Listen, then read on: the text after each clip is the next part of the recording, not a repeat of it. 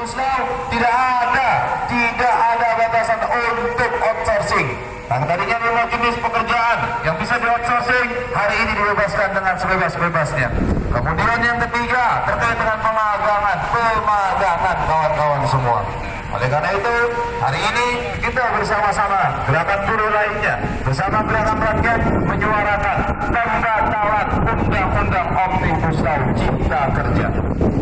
Rekan-rekan semua, kepada rekan-rekan pimpinan buruh, rekan-rekan pimpinan dari KEP diharapkan bisa naik ke atas mobil komando. Kita masih menunggu dari rekan-rekan afiliasi lainnya yang akan bersama-sama kita bergabung bersama-sama kita semua. Bersama-sama, bergerak bersama-sama untuk mendesak kepada pemerintah, luruskan sudut pandang pemerintah agar pemerintah hari ini, detik ini berani mengeluarkan kebijakan yang melindungi kita sebagai rakyat Indonesia. Kepada pembatal terkait dengan pembatalan Omnibus Law Cipta Kerja, karena kita tahu bahwasannya undang-undang sebelumnya telah menjamin bahwasannya negara, pemerintah harus menjamin pekerjaan yang layak, upah yang layak, serta penghidupan yang layak bagi kita semua atas nama kaum buruh.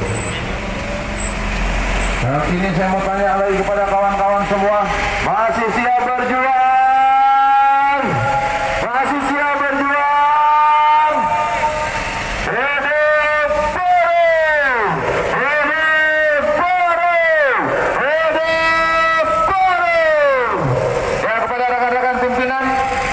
Kita meminta waktu kurang lebih 10 menit. Kita akan melakukan konferensi pers tepat di depan banner. Mengapa kita meminta agar Undang-Undang Cipta Kerja dibatalkan? Duduk, posternya tetap dipegang. Permasalahan yang kita anggap sangat krusial dalam Undang-Undang Cipta Kerja. Yang pertama adalah soal pesangon yang dikurangi. Yang kedua adalah soal batasan tentang jenis pekerjaan outsourcing yang dihilangkan. Kemudian soal karyawan kontrak yang tidak ada batasan waktu. Kemudian soal penghilangan dari sanksi pidana, kemudian soal jaminan sosial yang kita anggap diskriminatif, kemudian soal pemagangan yang kita nilai akan semakin masif, dan kemudian terkait juga dengan tenaga kerja asing yang tidak ada lagi izin. Nah, permasalahan-permasalahan itulah yang kami judicial review, di mana ada sekitar 69 pasal di dalam Undang-Undang Cipta Kerja khusus untuk klaster ketenagakerjaan yang ingin kita batalkan. Yang kedua, kami juga selain mengajukan judicial review dalam bentuk uji formil, uji material maksud saya, itu juga mengajukan judicial review dalam bentuk uji formil. Di mana dalam uji formil ini sudah secara resmi kita daftarkan juga, dan kita ingin memastikan agar Undang-Undang Cipta Kerja ini dibatalkan. Aksi-aksi seperti ini akan terus dilakukan. Memang sekarang dalam kondisi COVID-19 kita melakukan aksi yang tidak terlalu banyak, physical distancing, tapi kita ingin memastikan setiap kali persidangan dilakukan, setiap kali itu juga kaum buruh melakukan aksi unjuk rasa untuk meminta agar Mahkamah Konstitusi memutuskan perkara ini dengan adil. Sudah sidang yang ketiga, di mana agendanya adalah pasca perbaikan gugatan. Ini kan rencananya di depan gedung MK, tapi hanya bisa di depan gedung Jasad dan Parekraf. Nah, ini tanggapan gimana dihalangi oleh? Oh ya, yang pertama kita menyesalkan begitu ya adanya penghalang-halangan aksi seperti ini, karena sebenarnya dalam beberapa waktu lalu begitu kita bahkan bisa melakukan aksi unjuk rasa di depan persis di gedung Mahkamah Konstitusi, bahkan bisa sampai ke istana begitu. Tapi dalam beberapa bulan terakhir begitu, setiap aksi selalu dihalang-halangi di tempat ini begitu. Nah, saya kira ini juga justru akan merugikan begitu ya dalam konteks citra pemerintah, karena akan ada kesan bahwa menjauhkan rakyat yang ingin menyampaikan aspirasinya dengan para pemimpin negara ini. Yang menjadi alasan mengapa undang-undang ini harus dibatalkan. Dalam uji material ini ada 69 pasal di dalam klaster ketenagakerjaan yang kita minta dibatalkan. 69 pasal itu terbagi di dalam 12 isu perjuangan. Dalam 12 isu, dalam 12 permasalahan yang kita anggap akan merugikan kaum buruh ketika Undang-Undang Cipta Kerja ini dijalankan. Apa itu 12 hal yang kita permasalahkan? Yang pertama adalah Undang-Undang Cipta Kerja menghilangkan upah minimum sektoral. Yang kedua, masih dalam konteks pengupahan, kita juga mempermasalahkan adanya upah minimum bersyarat. Bagaimana mungkin upah minimum bersyarat?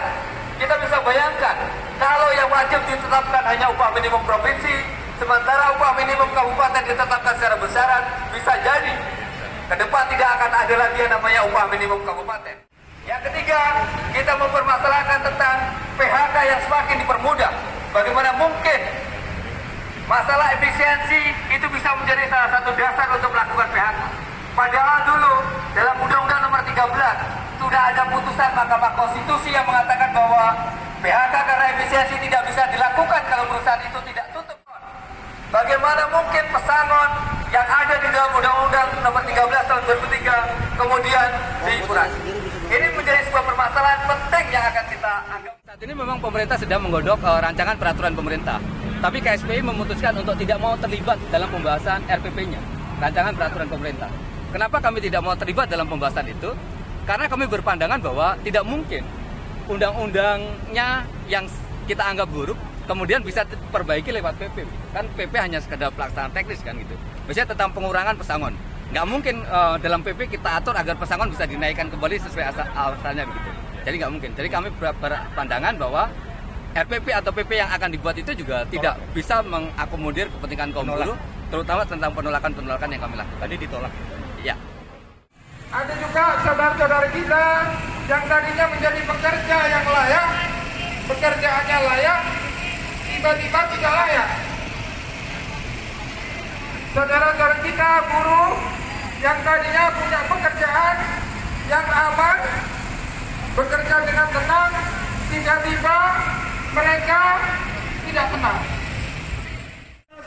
Orang-orang di Indonesia ini atau bangsa Indonesia ini hidupnya melarat, hidupnya sengsara, banyak hutang dan macam-macam, sehingga kita lihat ada saudara-saudara kita saking melaratnya, saking susahnya sampai bunuh diri.